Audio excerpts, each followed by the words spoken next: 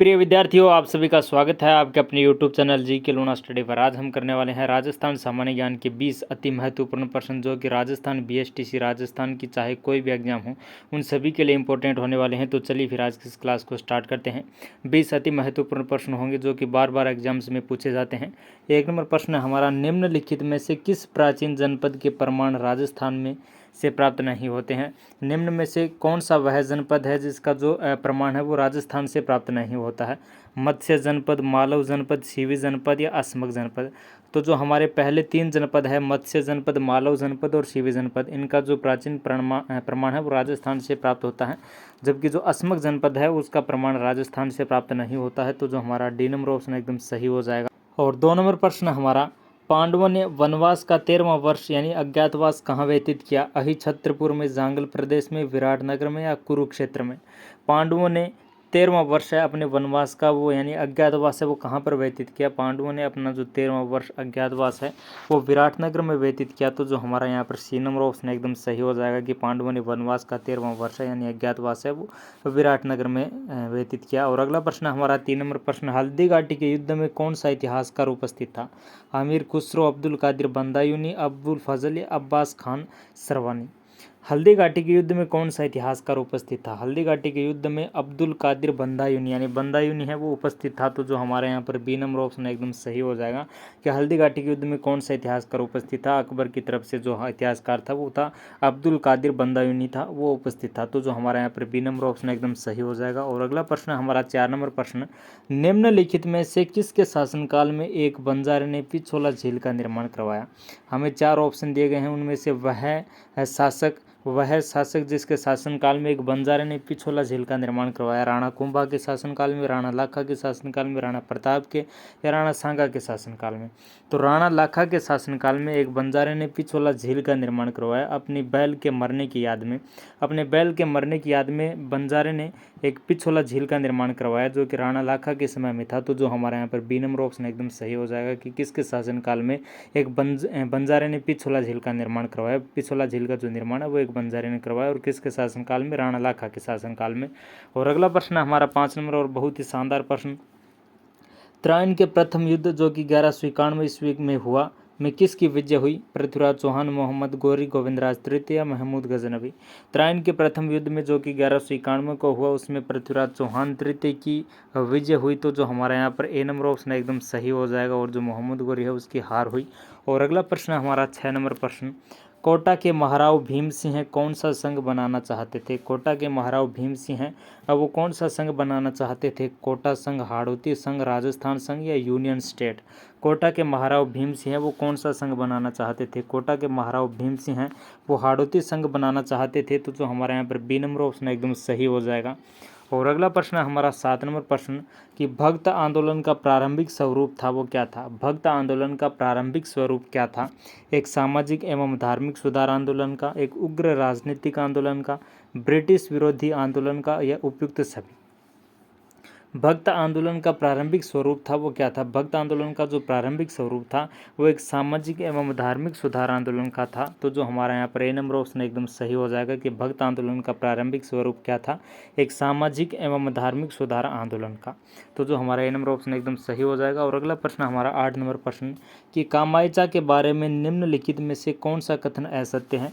4 option दिए गए हमें, उसमें से 3 जो कथन है वो सत्य हैं और एक कथन है वो कामायचा के बारे में असत्य है। 1 नंबर है, यह एक तत्ववाद्य यंत्र है, यह गज की सहायता से बजाया जाता है, इसके मुख्य प्रयोगकर्ता है वो मांगनियार है, यह पूर्वी राजस्थान में मुख्यतः प्रचलित है। तो कामायचा के बारे में कौन सा कथन असत्य है। कामायचा एक तत्ववाद्य यंत्र है और यह गज की सहायता से भी बजाया जाता है और इसके मुख्य प्रयोगकर्ता है वो मांगनियार है। तो जो हमारे यहाँ पर डी नंबर वाला ऑप्शन है कि यह पूर्वी राजस्थान में मुख्यतः प्रचलित है, यह एकदम सही हो जाएगा क्योंकि जो कामायचा है वो पश्चिमी राजस्थान में प्रचलित है, जैसलमेर बाड़मेर जिलों में। तो जो हमारे यहाँ पर डी नंबर ऑप्शन एकदम सही हो जाएगा कि यह पूर्वी राजस्थान में प्रचलित है, यह कथन है वो गलत है। और अगला प्रश्न है हमारा 9 नंबर प्रश्न कि शरद पूर्णिमा किसे कहते हैं। श्रावण पूर्णिमा को, भाद्र पूर्णिमा को, आषाढ़ पूर्णिमा को, आश्विन पूर्णिमा को। शरद पूर्णिमा है वो किसे कहते हैं? शरद पूर्णिमा आश्विन पूर्णिमा को कहते हैं। तो जो हमारा डी नंबर ऑप्शन एकदम सही हो जाएगा कि शरद पूर्णिमा किसे कहते हैं? शरद पूर्णिमा है वो आश्विन पूर्णिमा को कहा जाता है। और अगला प्रश्न है हमारा 10 नंबर प्रश्न कि सीताबाड़ी का मेला किस जिले में भरता है? कोटा में, बूंदी में, झालावाड़ में या बारा में? सीताबाड़ी का मेला है वो कौन से स्थान पर भरता है, यानी किस जिले में भरता है? सीताबाड़ी का जो मेला है वो बारा जिले में भरता है। तो जो हमारा यहाँ पर डी नंबर ऑप्शन एकदम सही हो जाएगा, सीताबाड़ी का मेला बारा जिले में। और अगला प्रश्न है हमारा 11 नंबर प्रश्न, राजस्थानी संस्कृति में हिरावणी से क्या अभिप्राय है? राजस्थानी संस्कृति में हिरावणी से क्या अभिप्राय है, यानी हिरावणी का क्या अर्थ है? किसी लड़के लड़की का संबंध तय होना, दुल्हन की झोली भरने की एक रस्म, विवाह संबंध स्थापित कर वर को दिए जाने वाला धन, या ससुराल में नववधु को दिए जाने वाला कलेवा। राजस्थानी संस्कृति में हिरावणी से क्या अभिप्राय है? तो राजस्थानी संस्कृति में हिरावणी का अभिप्राय है कि ससुराल में नववधु को दिए जाने वाला कलेवा। तो जो हमारा डी नंबर ऑप्शन एकदम सही हो जाएगा, हिरावणी यानी कि ससुराल में नववधु को दिए जाने वाला कलेवा को कहते हैं। और अगला प्रश्न हमारा 12 नंबर प्रश्न कि अलवर की मूसी महारानी की छत्री का निर्माण करवाया था। अलवर में मूसी महारानी की छत्री है, उसका निर्माण किसने करवाया? महाराजा विनय सिंह ने, महाराजा जय सिंह ने, महाराजा मंगल सिंह ने या महाराजा भक्त सिंह ने?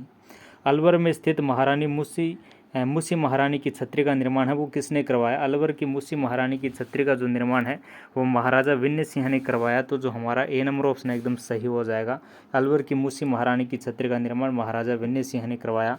और अगला प्रश्न है हमारा 13 नंबर प्रश्न कि राजस्थान में सर्वप्रथम किस रियासत में वनों के विकास के लिए रणनीति जो नीति है वो बनाई गई? राजस्थान में वह रियासत जहाँ पर सर्वप्रथम वनों के विकास के लिए एक नीति बनाई गई, जयपुर रियासत में, बीकानेर रियासत में, जोधपुर रियासत में, अलवर रियासत में?